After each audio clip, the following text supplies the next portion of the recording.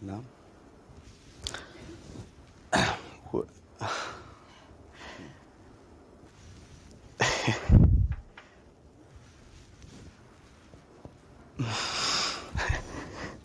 ሶሪ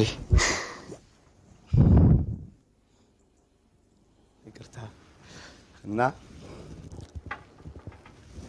የፋሲካ ሌሊት ነበር ሁሌ ውጭ ማድረው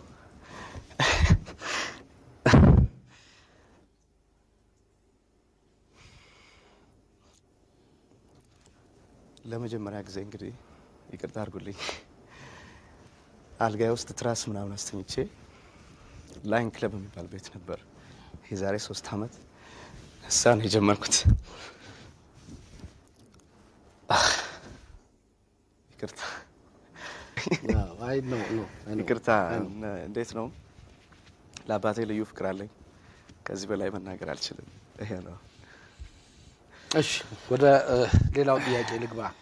ቴዲ ሌላው እስኪ ጉድ ሰራችኝ ነው ጉድ ሰራችኝ የሚል አንድ ስራ አለና ስለዚህ ስለሚለው ስራ ጉድ ሰራችኝ ስለሚለው ሲያጫውተኝ በዚህ አጋጣሚ እንግዲህ ጉድ ሰራችኝ የሚለው ዘፈን እዚህ ኢትዮጵያ ቴሌቪዥን መጥቼ ስቀረጽ ለሙስሊም በዓል ነበረ ኤደን ትባላለች ፕሮግራም መሪ አብዛኞቻችሁ ታውቃታላችሁ ባለፈው ባይተዋር ነኝ ያልክ አሁን ደግሞ ጉድ ሰራችኝ እንዴት ነው ጉድ ይሰራዋል ብዙ ጊዜ አለችኝ ብዙ ሰው የሚጠብቀው መልስ በሌሎችም ህይወት የሚደርስ ነገር ነው ዘፋኝ የሚዘፍነው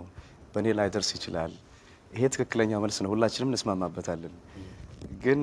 በጊዜው ያ ነገር ሲሪየስ የሆነ ቃለ ምልልስ አልነበረም በዓሉን በማስመልከት ለየት ያለ ጨዋታ ለመፍጠር ነበር የሷም ሐሳብ ስለዚህ ቀልድ ደግሞ ሲባል የማይጠብቀውን ነገር ማለት ነው አይደለ አብዛኞቻችን እናውቃለን ኤና ዜድን ቦታ ስናቀያይራቸው ቀልድ ይሆናሉ ስለዚህ ጉድ ሰራችኝ ለምን አልክ ስል እንደዚህ ነው ብዬ ከማስረዳት ጨዋታ ለመፍጠር እኔ ነኝ ጉድ መሰራቸው ሲባል ሁሉም ድንግጥ ይላል በተለይ እናንተ ብትኖሩ በጣም ተደረገጡ ነው እና ብዙ ያልተረዱኝም ሰዎች ካሉ እንግዲህ እንዲረዱኝ ነው እንትን ብለው ይቅርታ የሚባለው ደግሞ መቼም ከውስጡ ሰው ላለው ነገር ነው